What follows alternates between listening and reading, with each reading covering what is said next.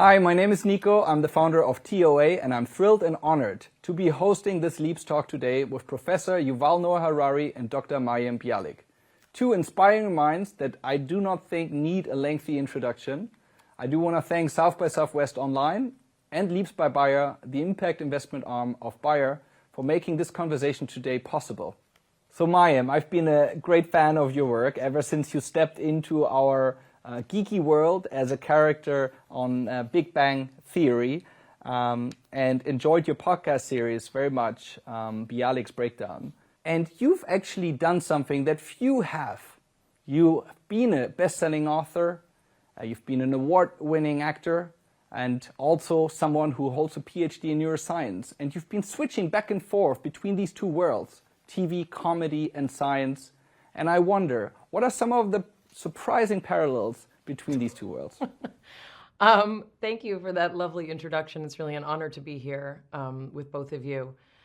I obviously one of the nicest things about my life in academia, which was 12 years for my undergrad and graduate work, was that no one really cared what I look like. And of course, there's the patriarchy will follow you everywhere. And as a woman scientist, obviously we have different challenges, but for the most part, I lived a very private life in terms of what was between my ears was the most important thing that I was producing in my science career. Surprisingly, though, ego exists everywhere. And many people, I think, would be very surprised to know that there are personalities in academia, and in particular in the sciences, that are not strikingly different from, the kind of powerhouse producer types that I also interact with. So there is a lot of ego, there is a lot of jockeying for position.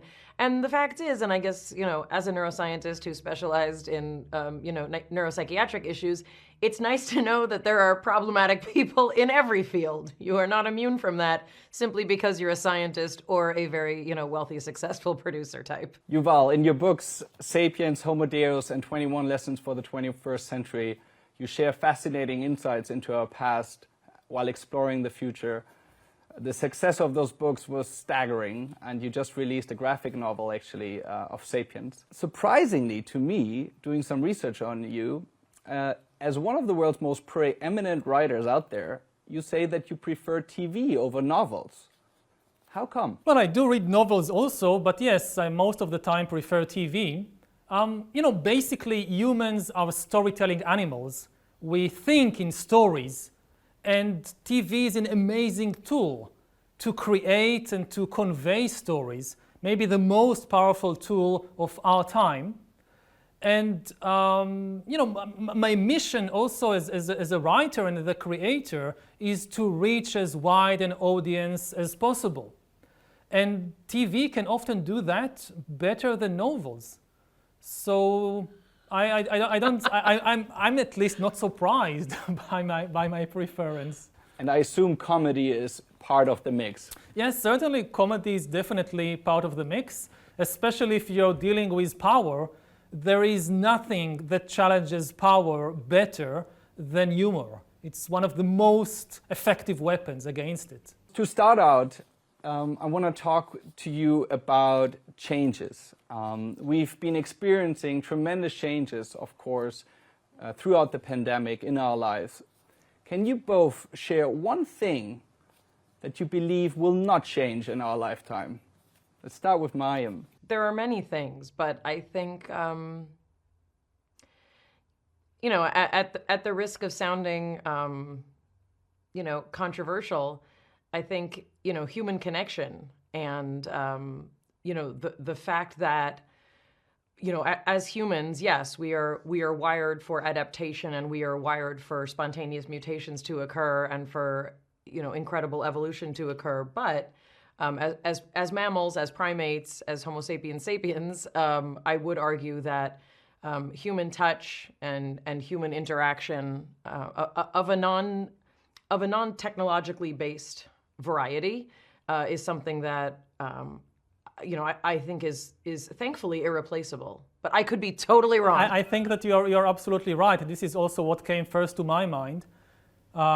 People will still hug. I think just as AIDS didn't kill sex, COVID won't kill hugging. We will hug after all this is over. It won't change. And Yuval, the introduction of almost any transformative idea in the past has been met with wonder, but often also with rejection and with fear. One idea that I find recurring in all your books is that you stress that one thing that humanity can always count on is change. So I wonder, why then are we still afraid of it, of change and of innovation?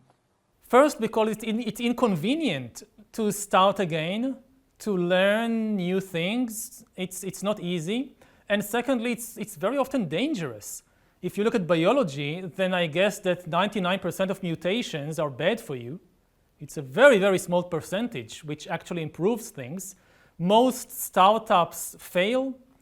Even if you look at revolutions in history, so at least the more radical revolutions almost always, at least at first, bring more misery than happiness.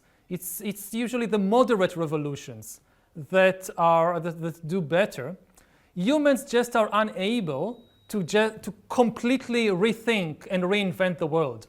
So if they try to change too much, too quickly, it's always a disaster. You know, you compare the Bolshevik Revolution in 1917 to the American Revolution, or so-called revolution, of the late 18th century. And one of the reasons the American Revolution did much better is because it tried to change much less. And when you look at the broad sweep of history, so especially if you're a kind of, the average person, many of the big revolutions that we today celebrate in hindsight, they did not improve the life of the ordinary individual. To take one of the biggest examples, the agricultural revolution, the shift from living as hunter-gatherers to living as farmers, this was a good idea if you were a king or a high priest or something like that. But for the average farmer, it made life much harder.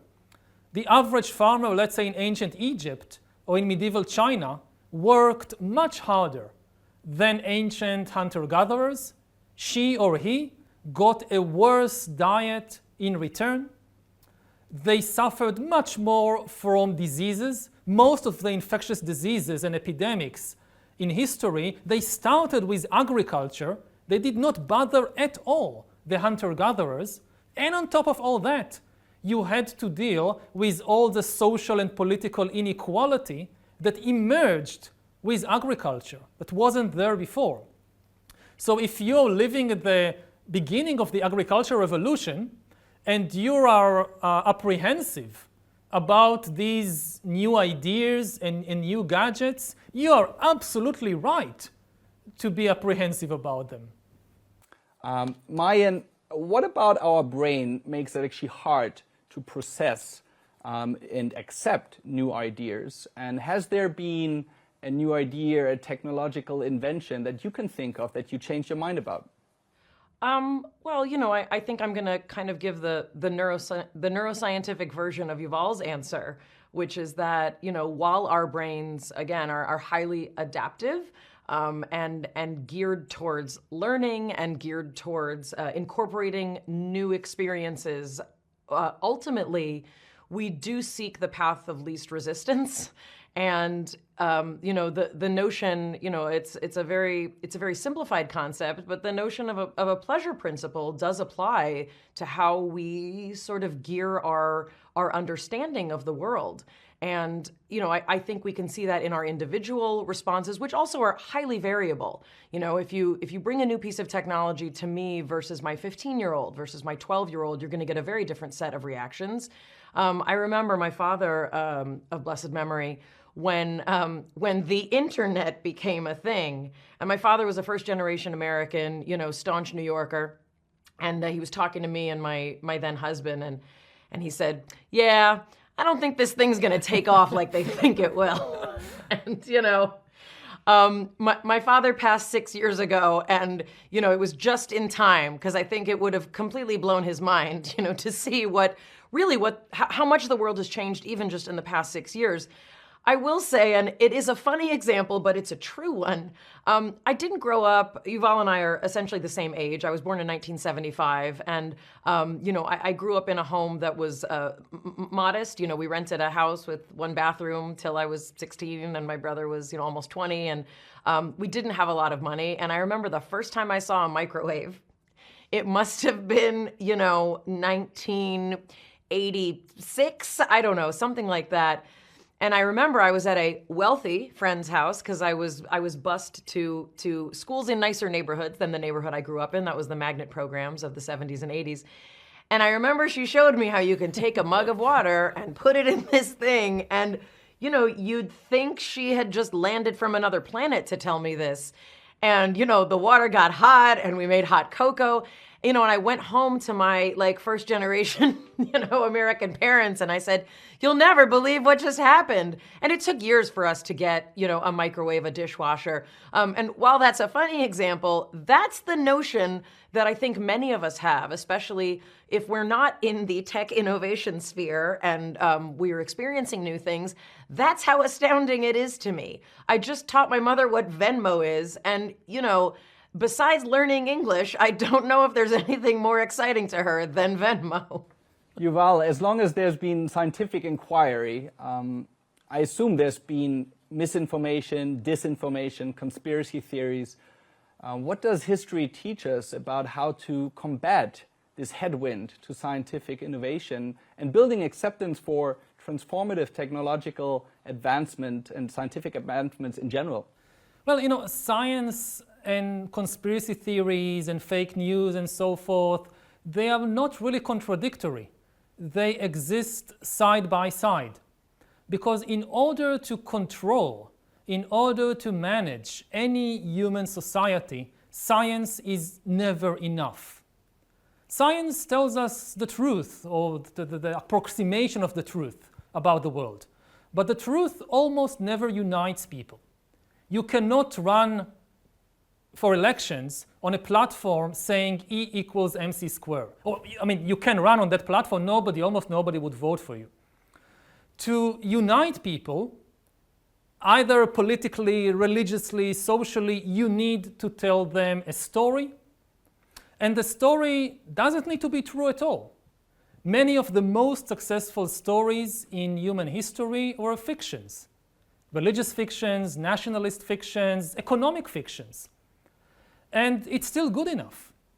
And people can keep both things at the same time. They can be extremely scientific and rational and logical when they come to solve a particular technical problem, and to be completely irrational and without almost any critical faculties when they are evaluating the basic mythologies and stories of their society, of their movement. But we sometimes have the hope that if people shut down the prefrontal cortex when dealing with these basic stories of their politics or whatever, then it means that they will be ineffective in other fields, so we don't need to fear them. But it doesn't work like that. Unfortunately, humans have this ability to selectively switch on and off their kind of critical and rational faculties, and therefore throughout history, you find this dual track cooperation. And similarly, people have this misguided notion. I remember that when the internet just came along, people had this idea that, we just now share more information, so this will inevitably lead to greater freedom and scientific thinking and rationality. And it didn't happen because information isn't the truth. Fiction is also information. Fake news is also information, and it's not new. You look, for example, at the print revolution in early modern Europe. So the big blockbusters of the late 15th and early 16th century European book markets, they were not the scientific books of people like Copernicus and Galileo. They were do-it-yourself witch hunting manuals. This was the big craze of that time. All kinds of ridiculous conspiracies about witch hunting, which led to tens of thousands of people, mostly women, being tortured and murdered in terrible ways. And this was powered by this new mass communication technology of print. The same way that people say today, it's true, I saw it on YouTube. So imagine some town in 15th century or 16th century Germany that they are going witch hunting, and the leader says, it's true, I read it in a book. How can you doubt something that you read in a book? And it took a long time for people to realize, look, just because it's written in a book, it doesn't mean it's true. So we are now in the same situation with these new technologies, and I hope that our learning curve would be a bit quicker than with print. I did want to just kind of jump in and note that, yes, while the prefrontal cortex is, the seat of a lot of initiatory behaviors, but also what we kind of consider judgment. And, Phineas Gage being the most common example of what happens when the prefrontal cortex is damaged, you often get a significant shift in kind of who a person is in terms of their ability to make judgments about behavior, about ethics. But just, again, for full transparency, this illustrates the complexity and the difficulty with kind of connecting brain science to the human experience as a linear connection, because what is involved in suppressing, as you've all pointed out, what is involved in suppressing logic and reason and, for modern purposes, kind of, having a heart and not having a cold kind of perspective that is driven by your own personal goals, that's a much more complicated integration of not only, neuroanatomy, but the complete integration of our social construct, like the cultural construct. It all gets mushed in there. So again, I totally know that you didn't think that the prefrontal cortex can be turned off, but I did feel like I needed to jump in. It's really a metaphor, of course, but I would be interested to hear, what do you think happens in a brain? What happens there when, again, the same person can be the most rational in some aspects and, completely uncritical with dealing with other issues? And again, the thing is, extremely important issues. Like you can spend days and days and years, preparing something extremely rationally based on an idea which you spent almost no time investigating. No, I think what we're talking about, is really a distinction between brain and mind. In the most broadest terms, the notion of what's going on in the brain, I'm happy to look at, functional MRI studies all day about where the ethical seat is in the brain. And even that, just like there's not, you remember when we got so excited about genetics, in the 80s and 90s, we thought, oh, where's the gene for this? Where's the gene for that? And it turns out it's tens of thousands of interactions, and there's so many positive feedback loops, negative feedback loops in the brain. This is the superhighway of superhighways. So when you take really any rational concept, it doesn't exist in isolation, tucked into a neuroanatomical structure.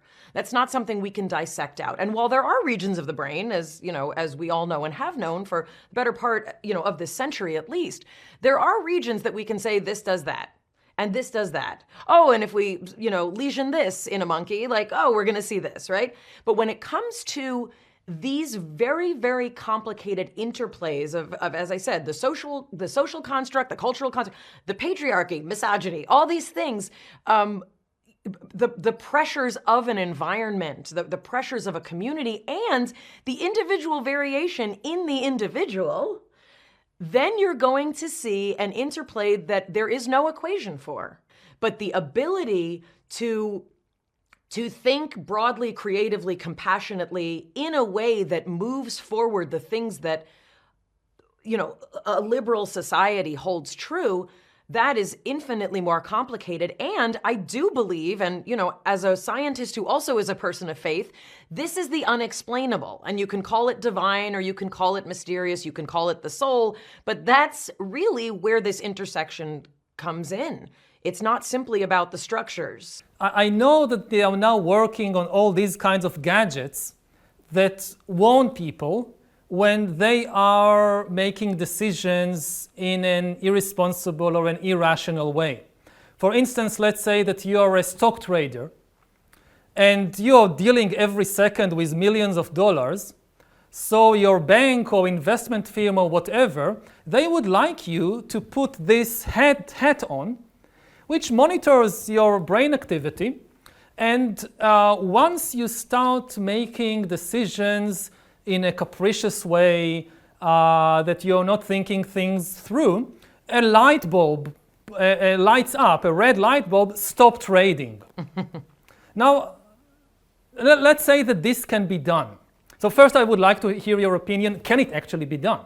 And if it can be done, do you think that the same hat will then be used also when the same investment banker is listening to a political speech or to a religious sermon? He will take, or she will take, the hat from work also to church or to the political rally and put it on, and when it lights red, oh, something is going on here. There are absolutely ways for us to, from a neuroscience, from an electrophysiological perspective, be able to say there are patterns of activity that can indicate a certain trajectory for decision making, 100%. We have to keep in mind, we're speaking in a statistical realm right now. It gets into very shady and ethically shady, very, very complicated territory because of exactly all the reasons you pointed out. Would I love to make every person I've ever dated wear this hat?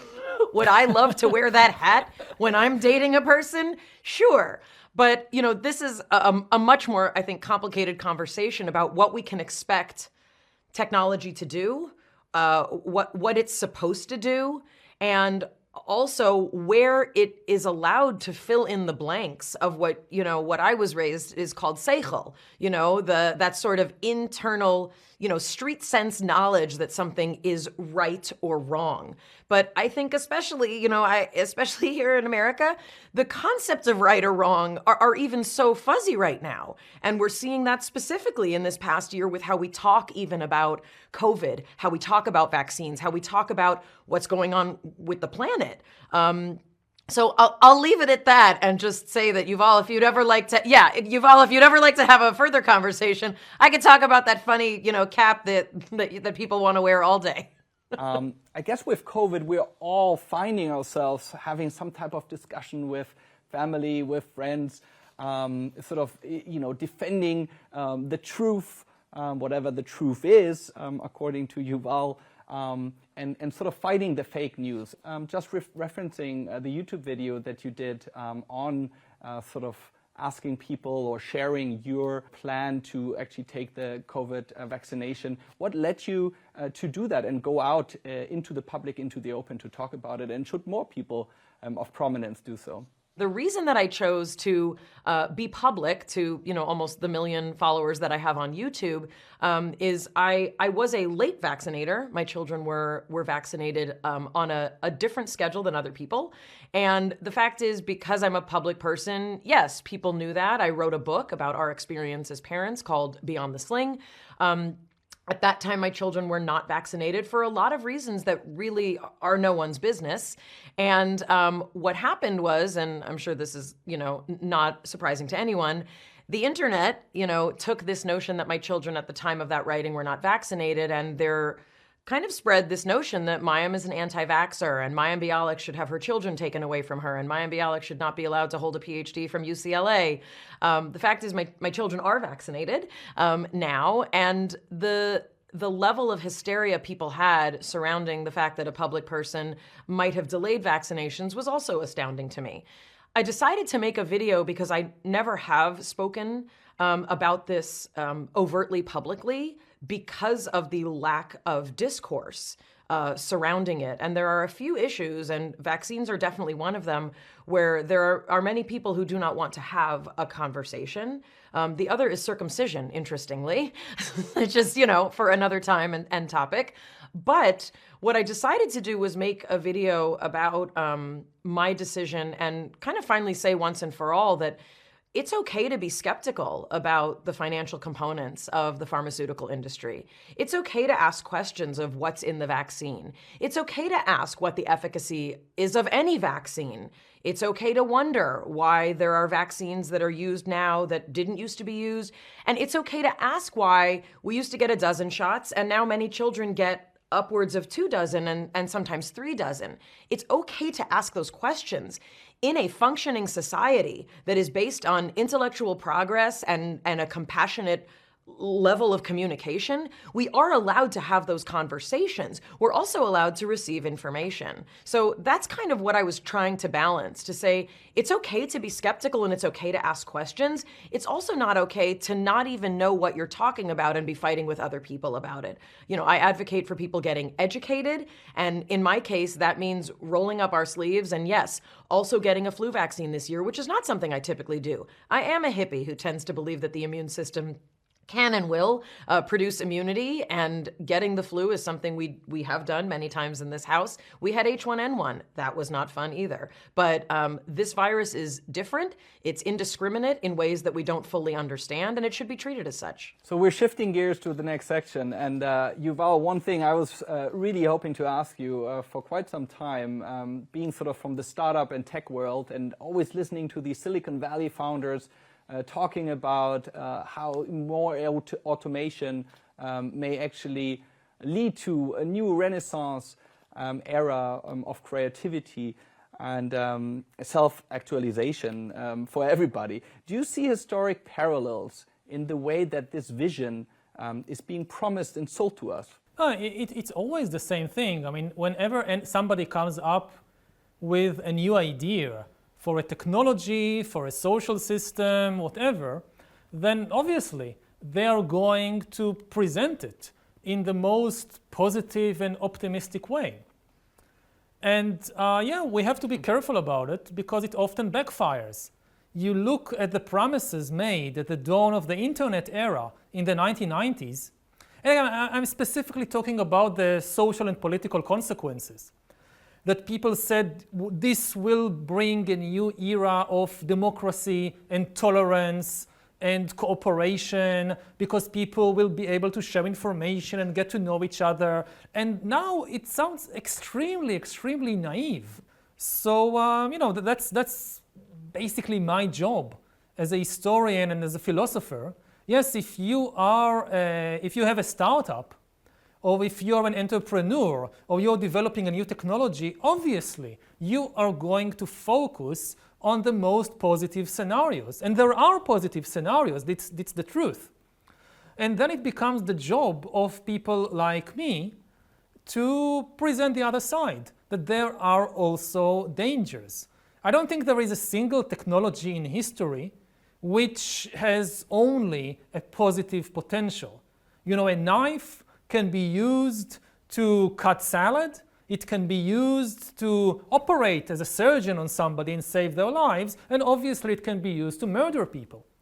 The knife is, can do with it, it doesn't tell you what to do with it.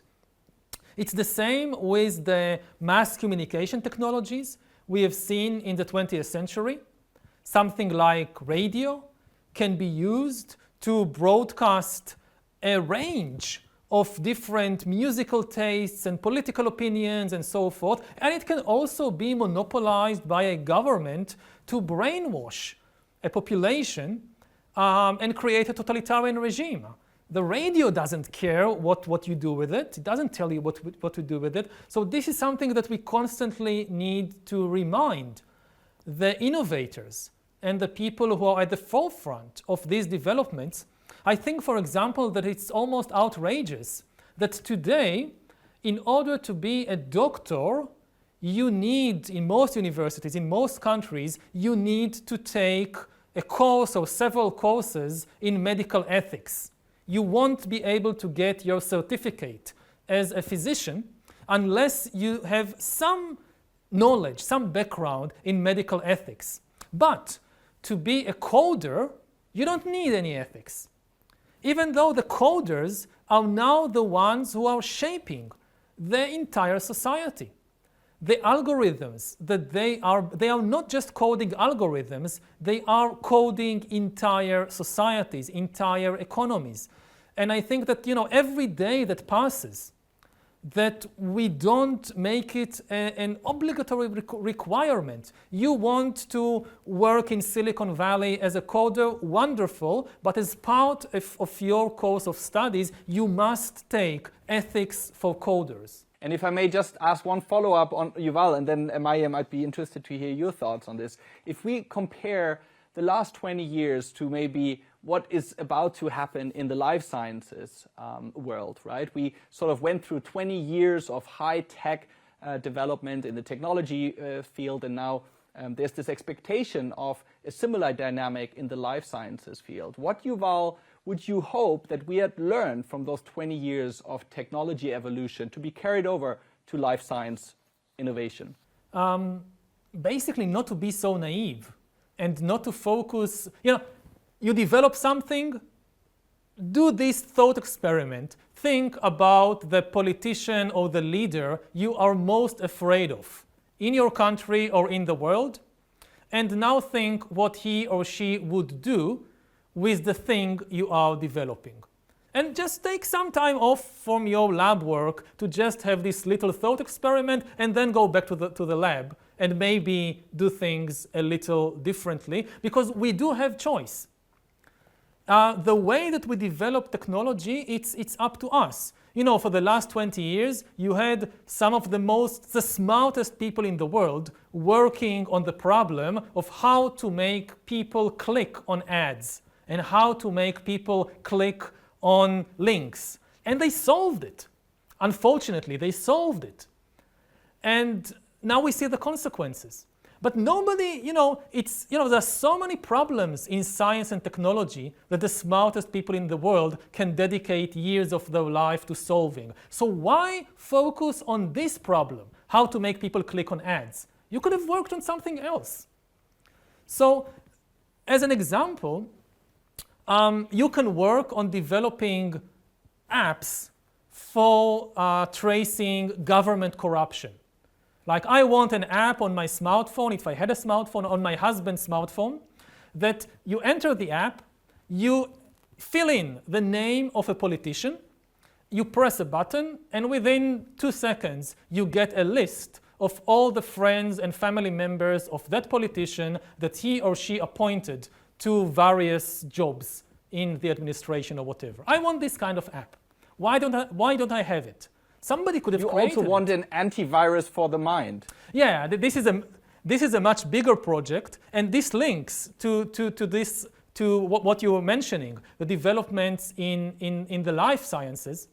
The last 20 years, we saw an immense revolution in information technology.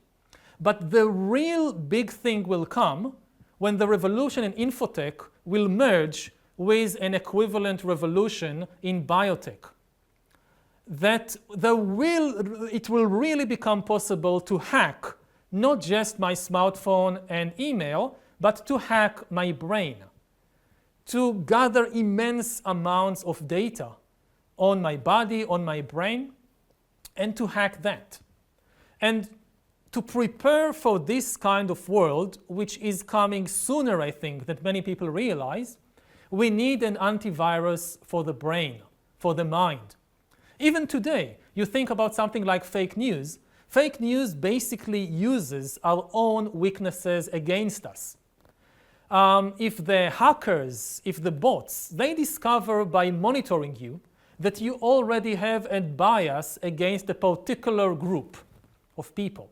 So they will show you fake news about that particular group because you have an irresistible urge to click on it. What did they do this time? And you will easily believe the fake news because you have this pre-existing bias.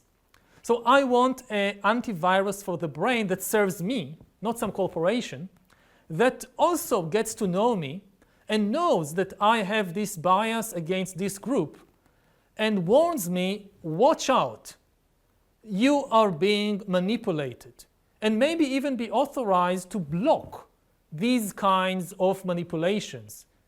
Because, you know, we should come to terms, I think, with the fact that we, as a human being, I know very little about myself. I have this notion, this illusion of free will, that I completely control my life, my decisions, my opinions. I know myself, I control my life, and that's not the case. So much of our opinions and decisions are the result of processes within us and outside us that we don't understand. And we need help in this era of protecting ourselves from these new kinds of manipulations. And Mayim, just one thing that I would like to pick up upon, something that Yuval was sort of referencing to. I read your quote from Yuval. He said, "Science can't answer everything, and it certainly can't provide us with a response to ethical dilemmas." What then is the role of scientists and engineers when it comes to ethical questions? Things like bias, for example. And of course, I'd be also interested to hearing sort of your vision for ethical life science and general scientific developments to come. There's a lot here, and there's so much I want to respond to in what you've all just said. But I think it's important to to see all of these kinds of decisions that we make again within the lens of individual human variability. And I think as you've all said, like we can't have this expectation that there is a way that we're going to react, behave, or process. But it's very hard not to think of it kind of in the lens of in particular what's been going on in the United States. We have a very, very divided country, and Israel is no stranger to divided countries. But the notion that science should in any way be compromised by any sort of outside influence is particularly troubling, and I think that's very troubling for scientists in particular. I think what I will say, cloning is the first time I remember that this notion of ethics was sort of introduced to me, and cloning happened even before I began my academic career. And it's so interesting just to see, again, the variability. And there were people who received cloning, with a ticker tape parade practically. And then there were those of us who were very, very, very, very nervous about the implications of it. And for me, I've seen that over and over, and I likely will continue to see it over and over. And my specialty is not innovation and technology in neuroscience. It's neuropsychiatry and obsessive compulsive disorder and interactions with humans. And, the fact is, just witnessing what technology has done, for the basis of the future of life science, dating, and that sort of interaction, I think has been an astounding example of, wonderful ways that the world can get smaller, and also some really, really complicated implications of that. So I'm gonna leave it at that, because I so enjoyed Yuval's explanation of all of this. And like I said, I just also appreciate being able to have a sense of humor about the absurdity, of a lot of these trends. And Yuval, you talk about sort of three core threats, one being nuclear destruction, the second being the ecological climate crisis, and then thirdly, the tech and sort of bioengineering. And you say that the third one is maybe the most complicated one, because it's the only one where there's no agreement on what the actual goal is. So I wonder, what are the competing goals? And how can we find alignment on them? Is cooperation, what you talk about a lot also in your books, is that going to solve it? Even though we may have never seen, cooperation on that large scale ever before in humankind. Yeah, it's a prerequisite. If you want to regulate something like bioengineering, you need a global agreement, otherwise it won't work. Let's say the United States bans all genetic manipulation of human babies, let's say. But other countries don't follow this policy. They have an aggressive policy of genetic experiments on humans or trying to create superhumans. Very soon, even the US will be forced or tempted to break its own ban because it wouldn't like to stay behind. If these technologies really, I mean, if it doesn't work, if it's just science fiction, then nobody cares. But if it does work, if you are able to create more disciplined soldiers in that way, if you are able to create smarter scientists in this way, then nobody would like to stay behind. So we will have a bioengineering arms race. And similarly, if you think about something like AI, and this is not a future scenario, we are already now in the midst of an accelerating AI arms race. Whether it's in the production of autonomous weapons, what is known as killer robots, but also in many other fields. And the only possible way to really regulate and slow down this arms race is through global cooperation. Now, again, I'm not very hopeful.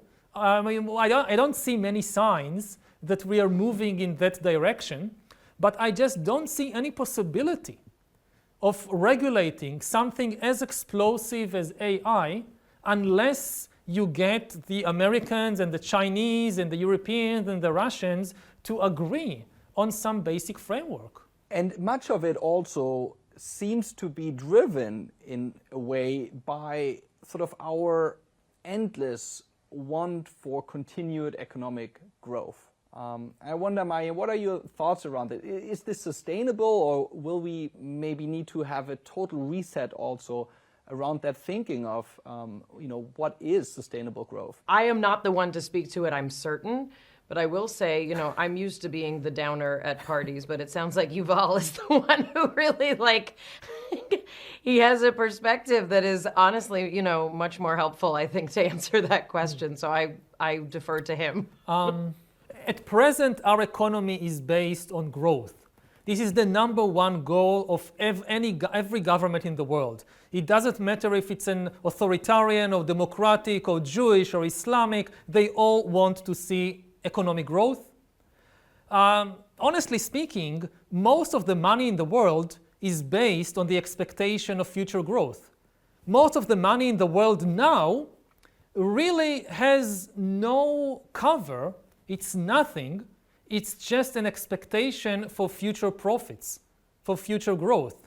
If you now stop all economic growth in the world, zero growth, that's it. Not for a month, not for a year, that's it. Then the economy won't stop. It will completely collapse. It's like, an airplane or a bicycle, they can't just stop. If they stop, they fall. If you think about the immense increase in the value of companies like Tesla and Uber and all these tech giants, many of them hardly make any money. It's all expectations for future growth. If you don't have that, the economy will collapse. Similarly, in the political field, most political capital is expectation for future growth. In the Middle Ages, it was different. The expectations from kings in the Middle Ages was basically change nothing, keep things as they are. But in the modern world, the expectation is for improvement. Now, if you're, let's say if you're the Prime Minister of India, and you now come to the 1.2, 1.3 billion people in India, and you tell them, that's the end of the line, folks. We are not going to grow anymore. If you're living in some shack on a shanty town near Mumbai, that's the way it stays, because there is no longer any economic growth. Then you have political catastrophe. Because the whole political system is based on the expectations that if we choose the right person and we have the right policies, things will improve. So I think the real question is, how do we sustain economic growth without destroying the ecological system? Can we do it? Can we create new, better technologies that will allow economic growth in the sense of improving, for example, the daily life of the average Indian, without destroying the ecosystem. Because again, it's very obvious that with present day technology, if every Indian and every Chinese and every Nigerian will enjoy the same standard of living as the average American, that's the end of this planet, or at least the conditions for sustaining human civilization. So how to find a cleaner way, a better way to grow, that's the big question. A question to both of you. You are both obviously with the work in comedy, Mayim with her podcast, Bialik's Breakdown, Yuval just releasing a graphic novel of Sapiens, like mentioned before. You are experts at taking complex information and breaking it down into digestible pieces that are interesting to a wider audience. I wonder, what can the science community, what can innovators out there learn from how you use storytelling in your work? Let's start with you, Mayim. You know, obviously as an employed actor, I'm less focused on sort of communicating large concepts. I'm an entertainer, you know, and while I hope that what I do also has meaning and heart, I work on a television show called Call Me Kat, and it's on Fox, and you know, we are the warm chocolate chip cookie of television right now, is how we look at ourselves. So the work that I choose to do as an advocate for STEM, the work that I try and do in support of technology that is safe and secure and, again, compassionate, for lack of a better word, that's sort of where I put more of my ethical decision-making about what I participate in. I do have a podcast. It's called Mayim Bialik's Breakdown, which is trying to break down concepts of mental health in terms of a larger understanding of the connection between mind and body, the significance and scientific basis of things like meditation.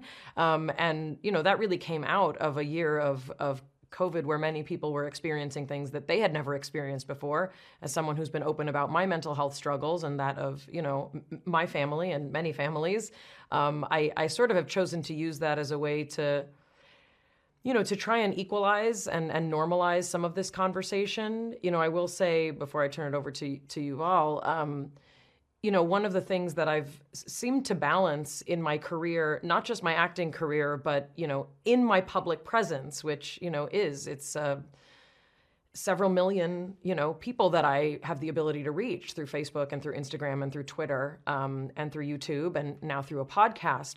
You know, I've always attracted people from, quote, both sides, whatever those sides might be. And that's actually a road that I try and stay right in the middle of, not because I want all the viewers and, you know, what I do in this portion of my life, you know, that's not my moneymaker. That's where my heart and my time and literally the work of my passion is. But the notion is, you know, we've lost nuance. And I've seen that in my lifetime. We've lost the ability to understand subtlety, to understand nuance, both in comedy and in science, and also in politics, and also in technology. So I feel like this is, you know, I get to do my part with my abilities as a trained, you know, neuroscientist who then raised children and returned to acting because I was running out of insurance. You know, that's sort of like all of the different plates that I spin, but my overarching hope is that I can try and, you know, do my part to return a notion of civility to discourse, whatever it is we're speaking about. So I will leave it at that and hope that answers it. Yeah, I think what Mayim is doing is really wonderful, and I hope that more scientists will take inspiration from her. The same way that we have actors who are politicians or politicians who are actors, scientists also need to be a part of that game. We need to reach the general public, and to reach the general public, you need to be good at storytelling. Now, this is not the job of most scientists. We need just, you know, some of them. But even if you don't become a full-time actor, you just, as a scientist, you take this responsibility, you devote 5% of your time to doing things to reach the general public. Write Wikipedia entries. Every now and then go on a radio show, whatever. This can be extremely helpful, provided that we remember, again, the basic thing that humans think in stories, not in statistics and mathematical models and so forth. So we need to find this way to bridge how to take the complex, very complex ideas and theories of science and translate them into stories that people can relate to and people can understand. That's the big challenge. If we as scientists don't do it, it simply leaves the arena open for far less responsible people to fill this vacuum. So I hope that maybe scientists and scholars who are watching us will take inspiration and have this idea to try and contribute something to this, building this bridge between the citadels of science and the general public. And lastly, Yuval, I wonder, to get something optimistic out of you today, are we better off today than we were 100 years ago? And what are you personally hopeful for the future? As humans, we are absolutely better off. The planet is in a worse situation, and animals are in a worse situation, but humans, it's the best time ever to be a human being. We are not just more powerful, but we are healthier, we are more peaceful than ever before. You know, for the first time in human history, violence kills fewer people than accidents. You have a much, much higher chance of dying because you ate too much junk food than because somebody shot you or blew you up. And this is a huge achievement. And it's not just a technological achievement. It's a moral and political achievement. So I think this should give us hope that, and again, this should, I'm not saying it to be complacent, then okay, we can relax, we've got it. No, it's actually make us more responsible. People who say that no, things are as bad as they ever were, this is extremely, not just depressing, it makes, well, if everything people have been trying to do for centuries have not accomplished anything, then it's probably hopeless. Maybe there is some law of nature, that the level of violence in the world is constant. Whatever you do, you save some here, it blows up there. But no, when you realize that things can actually improve, it makes you more responsible. And I'll just finish by commenting on the COVID situation, that we have been, I mean, on the scientific level, we are in a better position to deal with this virus than with any previous epidemic in human history. If we don't do it, it's a political failure. It's not a law of nature. So I hope that this will make us more responsible.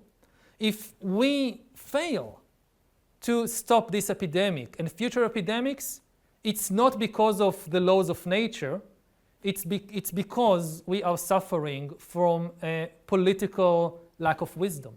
That was his most optimistic answer, and I loved it. And Mayim, to conclude, as we're reaching the end, what are you hopeful for? Or what makes you hopeful? There's a lot that I think, 2020 in particular has shown us, and I think there's a lot that's been exposed, for many of us about, in particular in the country that I live in, about inequality and larger issues that many of us have known about and many have not, simply spoken about. My hope is that the conversations also around who has access to this vaccine will open up larger conversations about who has access to mental health care, who has access to having a voice. I think that there are much larger conversations that can and should come out of what we've been through. I'm hopeful about that. I generally am very cynical and very protective. And, as a person also who is a vegan, and who makes choices that I hope even in small ways do have an impact on our planet and even the climate. I'm also hopeful that we continue to have those kinds of conversations as well. Thank you so much, Mayim. Another thing you share with Yuval, by the way, the veganism. So I want to thank both of you. I think we probably would have needed another 5 hours to get through half of the other questions that we have prepared, but we're really thankful for your time. I want to thank South by Southwest. I want to thank Leaps, and I want to thank all the people behind the scenes that made this possible today. So thank you very much, and stay healthy, everyone. Thank you. Thank you so much.